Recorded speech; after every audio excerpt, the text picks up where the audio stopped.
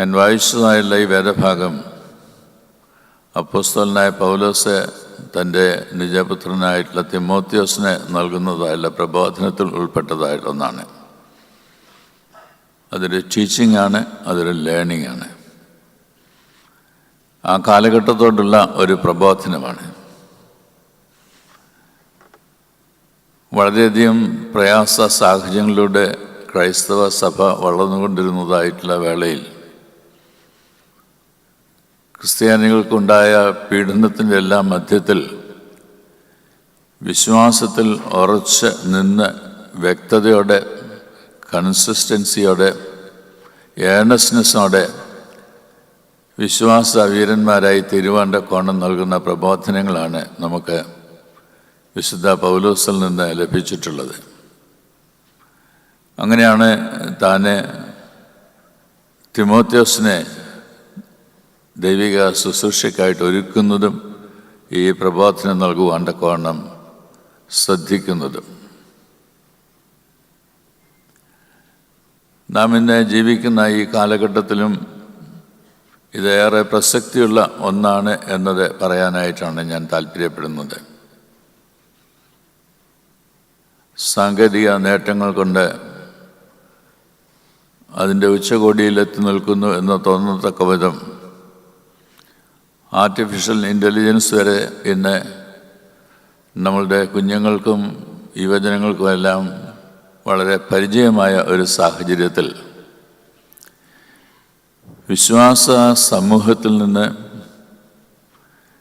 സെക്കുലറായി തീരുന്നതിനായിട്ടുള്ളൊരു പ്രവണത വർദ്ധിച്ചുകൊണ്ടിരിക്കുന്നു എന്നുള്ള സത്യത്തെ നാം മറന്നു പോകരുത്. എവിടെയാണ് നമ്മുടെ യുവജനങ്ങൾ എന്നുള്ള ചോദ്യം പൊതുവെ ചോദിക്കുന്നതായുള്ളൊരു ചോദ്യമാണ്. ഏതൊക്കെ രംഗങ്ങളിലാണ് അവരുടെ ശ്രദ്ധ മാറിക്കൊണ്ടിരിക്കുന്നത് എന്നത് നമ്മളുടെ ശ്രദ്ധയിലും പെടേണ്ടതായിട്ടുള്ള വസ്തുതയാണ്. ദൈവത്തിൻ്റെ വചനം മാറ്റമില്ലാത്തതാണ്. അതുകൊണ്ട് തന്നെ മാറ്റമില്ലാത്ത ദൈവത്തിൻ്റെ വചനത്തെ കാലികവും സംഗതവുമായി പഠിക്കുന്നതിനായിട്ട്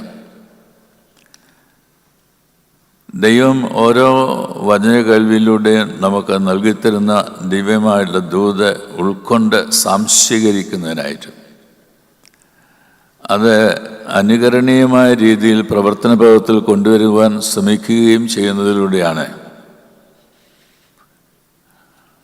നമ്മളുടെ ജീവിതവും നമ്മളുടെ കുടുംബത്തിലെ ജീവിതവും നമ്മളുടെ സഭയുടെയും സമൂഹത്തിൻ്റെയും എല്ലാം ജീവിതവും ഏറെ ശ്രേഷ്ഠമായി തീരുവാനായിട്ടിടയായിട്ട് തീരുന്നത്.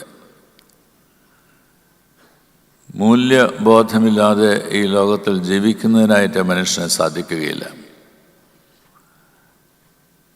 അപ്രകാരമുള്ള ദൈവരാജ്യ മൂല്യങ്ങളെ മുറുകെ പിടിക്കുവാൻ്റെ കോണം, അതിനെ തിരിച്ചറിയുവാനായിട്ടുള്ള ഒരു വിവേകം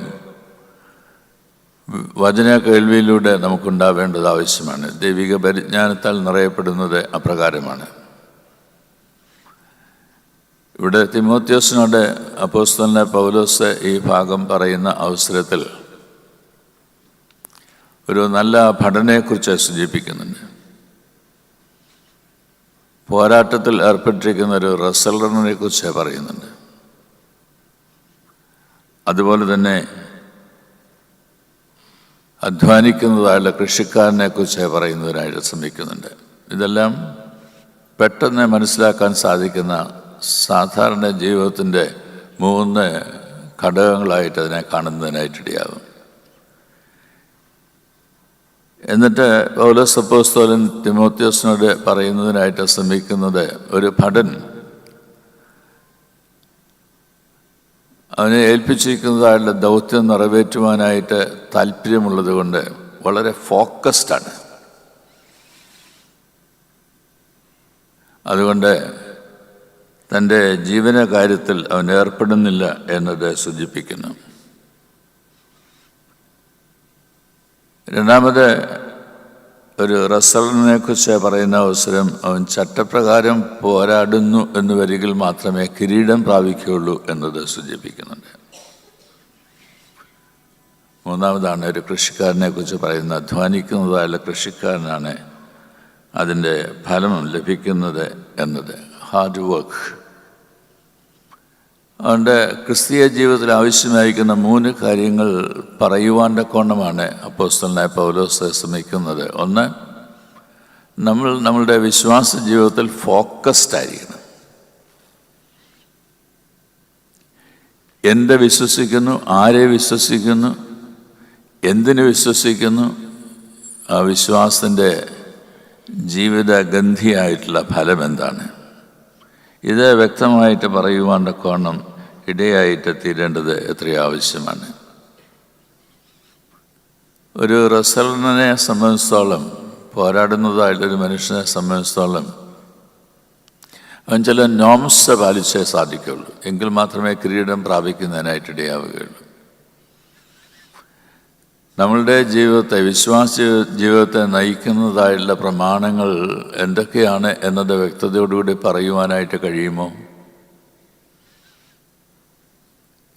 അധ്വാനിക്കുന്നതായുള്ള കൃഷിക്കാരനെ കുറിച്ച് പറയുന്നതായിട്ടുള്ള അവസരത്തിൽ വളരെ ഡിസിപ്ലിൻഡായി, സിസ്റ്റമാറ്റിക്കായി അധ്വാനിക്കേണ്ടതായിട്ടുള്ള ക്രിസ്തീയ ജീവിതമാണ് വിശ്വാസ ജീവിതമായി ദൈവം നമുക്ക് നൽകിയിരിക്കുന്ന എന്ന തിരിച്ചറിവ് നമുക്ക് ഉണ്ടാകുന്നതിനായിട്ടിടയാകുമോ?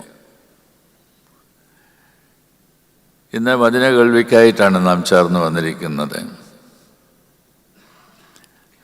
ഒരു വർഷം നാം വേർതിരിക്കുന്ന 3-4 ദിവസങ്ങൾ. ഈ ദിവസങ്ങളിലൂടെ നമുക്ക് ലഭ്യമായിത്തീരുന്ന ദൈവത്തിൻ്റെ വചനം, അത് നമ്മൾ ഇതുവരെ അറിഞ്ഞിട്ടുള്ളതിനേക്കാൾ ഇന്ന് ദൈവം വെളിവാക്കി തരുന്ന പരിശുദ്ധാത്മാവിനാൽ നമുക്ക് നിറയുവാൻ സഹായിക്കുന്നതായിട്ടുള്ള ദിവ്യ സത്യങ്ങളെ ഉൾക്കൊള്ളുവാനായിട്ടുള്ളൊരവസരം ദൈവം നൽകുകയാണ്. ഇറ്റ്സ് എ ന്യൂ ഓപ്പർച്യൂണിറ്റി, ഒരു പുതിയ അവസരമാണ്. ഒത്തിരി കൺവെൻഷനുകൾ നമ്മൾ സംബന്ധിച്ചിട്ടുണ്ട്, ഒത്തിരി ആളുകളെ കേട്ടിട്ടുണ്ട്. ഒരുപക്ഷെ നമ്മൾ പറയുന്നതായിട്ടുള്ള ആളുകളെല്ലാം പരിചയമുള്ളതായിട്ടുള്ള ആളുകളായിരിക്കാം. എന്നാൽ every day is A new day എന്ന് പറയുന്നത് പോലെ, every morning is A new morning എന്ന് പറയുന്നത് പോലെ, ഓരോ വചന കേൾവിയും ഒരു പുതിയ അനുഭവമായിട്ട് തീരണം. സാധിക്കുമോ? നമ്മുടെ പ്രാർത്ഥന അതായിരിക്കണം. ഈ ഉദ്ഘാടന വേളയിൽ തന്നെ, ദൈവമേ, ഇന്ന് നിൻ്റെ സന്നിധിയിൽ ഞാൻ ചേർന്ന് വന്നിരിക്കുന്നു, നിൻ്റെ മുൻപാകെ ഞാൻ ഇരിക്കുന്നു, നിൻ്റെ വചനത്തിലേക്ക് ഞാൻ നോക്കുന്നു. നിൻ്റെ വചനത്തിൽ നിന്ന് സംസാരിക്കുന്ന അവസരത്തിൽ ആ വാക്കുകളെ കേട്ട് ഞങ്ങളുടെ ഹൃദയത്തിൽ അവിടുത്തെ ആത്മാവിൽ നൽകി തരുന്നതായ സത്യങ്ങളെ ഉൾക്കൊള്ളുവാൻ, സാംശീകരിപ്പാൻ, പ്രവർത്തനഭാഗത്തിൽ കൊണ്ടുവരുവാൻ ഒക്കെ ഞങ്ങളെ ഓരോരുത്തരെയും സഹായിക്കണമേ എന്നത് നമ്മുടെ പ്രാർത്ഥനയായിട്ട് തീരേണ്ടത് ആവശ്യമാണ്. ഓർക്കണം, ഇത് ആദിമസഭയിൽ നൽകപ്പെട്ടിരിക്കുന്നതായുള്ള പ്രബോധനമാണ്. കർത്താവായ യേശുക്രിസ്തുവിനെ കുറിച്ച് പറയുന്നതായിട്ടുള്ള ഭാഗമാണ്. ദാവീദിൻ്റെ സന്തതിയായി ജനിച്ച് മരിച്ച് ഉയർത്തെഴുന്നേറ്റിരിക്കുന്ന യേശുക്രിസ്തുവിനെ ഓർത്തുകൊള്ളുക. ഒരു വള്ളിയും പുള്ളിയും തെറ്റാതെ പറയുന്നതിനായിട്ട് നമുക്കറിയാം. എന്നാൽ ദാവീദിൻ്റെ സന്തതിയായി മരിച്ചതായിട്ടുള്ള യേശുവിനെയാണ് ഞാൻ വിശ്വസിക്കുന്നത് എന്ന് തർപ്പിച്ച് പറയുവാൻ്റെ കാരണം എല്ലാ തലമുറകൾക്കും ഇന്ന് സാധിക്കുന്നുണ്ടോ?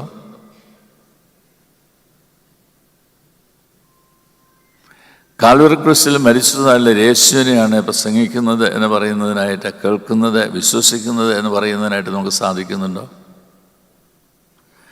അവൻ മരിച്ചവരിൽ നിന്ന് ഉയർത്തെഴുന്നേറ്റ് ഇന്നും ജീവിക്കുന്നതായുള്ള ക്രിസ്തുവാണ് എന്ന് പറയുവാനായിട്ട് സാധിക്കുന്നുണ്ടോ? ശരിയാണ്, നമ്മളുടെ വിശ്വാസ പ്രമാണത്തിലൂടെ വീണ്ടും വരുന്നതായുള്ള യേശുവിനെ കുറിച്ച് നാം പറയുന്നുണ്ട്. എന്നാൽ യേശു വീണ്ടും വന്ന് നമ്മെ കൂട്ടിച്ചേർക്കും എന്നത് വിശ്വസിക്കുന്നുണ്ടോ? ഇതാണ് കാതലായിട്ടുള്ള ചോദ്യം.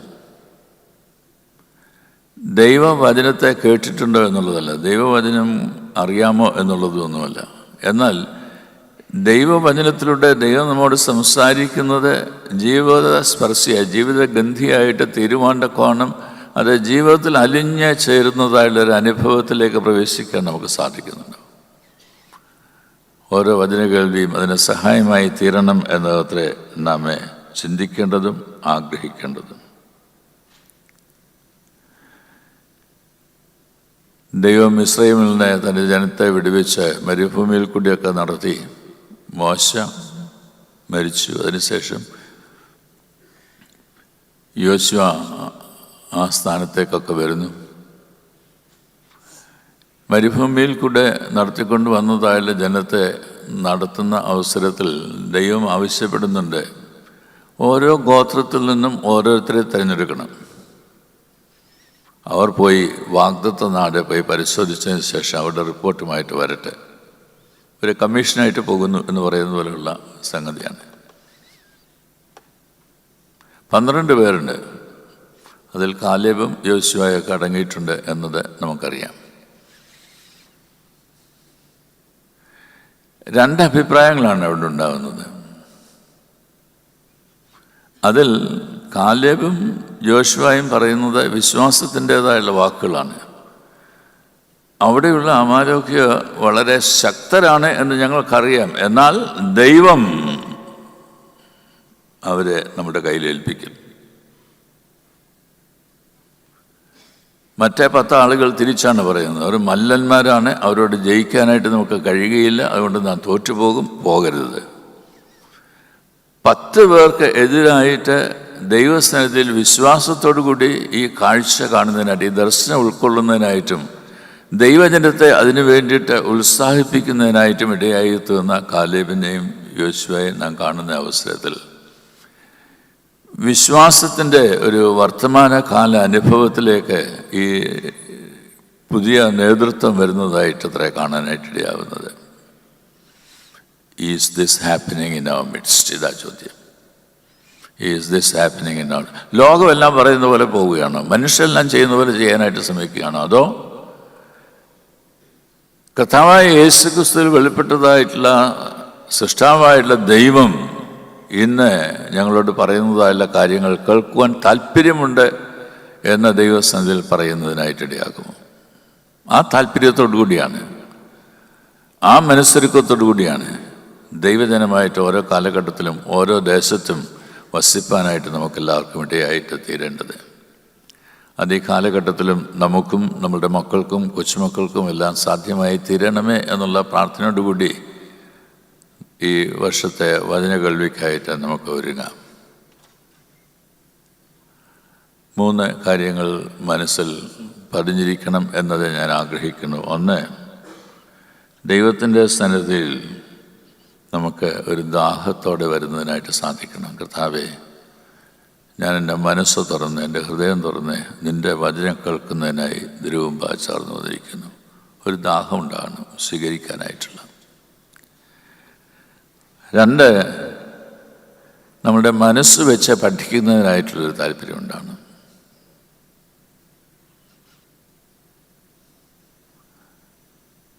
വ്യക്തമായി ദൈവശബ്ദം കേൾക്കുന്നു എന്ന് തിരിച്ചറിഞ്ഞ് അതിനെ സ്വീകരിപ്പാൻ്റെ കോണം, പഠിക്കുവാൻ്റെ കോണം ഇടയായിട്ട് തീരുന്ന അനുഭവം. 3, മനുഷ്യ ജീവിതത്തിലൂടെ ദൈവം നമുക്ക് ഒരു ലക്ഷ്യം വെച്ചിരിക്കുന്നത്, ഒരു ലാക്ക് വെച്ചിരിക്കുന്നത്, അതിലേക്ക് ഞാൻ ഓടുന്നു, അതിലേക്ക് ഞാൻ മുമ്പോട്ട് പോകുന്നു എന്ന് പറയുന്നതിനായിട്ട് സാധിക്കണം. പുറകോട്ടല്ല, മുൻപോട്ടാണ് പോകുന്നത്. ദൈവം ഇന്നും ജീവിക്കുന്നു. കർത്താവായ യേശുക്രിസ്തുവിൽ നമ്മോട് ഇടപെട്ടുകൊണ്ടിരിക്കുന്നു. അവൻ്റെ ആത്മാവിനെ നമുക്ക് നൽകിയിട്ടുണ്ട്. ആ ആത്മാവിൽ ദിവ്യസത്യങ്ങളെ ഗ്രഹിപ്പാൻ ഇടയായിട്ട് തീരുന്നു. അതുകൊണ്ട് ദാഹത്തോടെ ദൈവത്തിൻ്റെ സന്നിധിയിൽ നമുക്ക് ചേർന്ന് വരാം. 2, മനസ്സ് വെച്ച് പഠിക്കുവാൻ്റെ കോണം നമ്മുടെ ഹൃദയങ്ങളെ, മനസ്സുകളെ നമുക്ക് ഒരുക്കാം. 3, ഇതൊരു വിശ്വാസത്തിൻ്റെ യാത്രയാണ് എന്ന് മനസ്സിലാക്കി ആ യാത്രയിൽ ലക്ഷ്യത്തിലേക്ക് പോകുന്നതിനായിട്ടുള്ള യാത്ര തുടരുകയും ചെയ്യാം.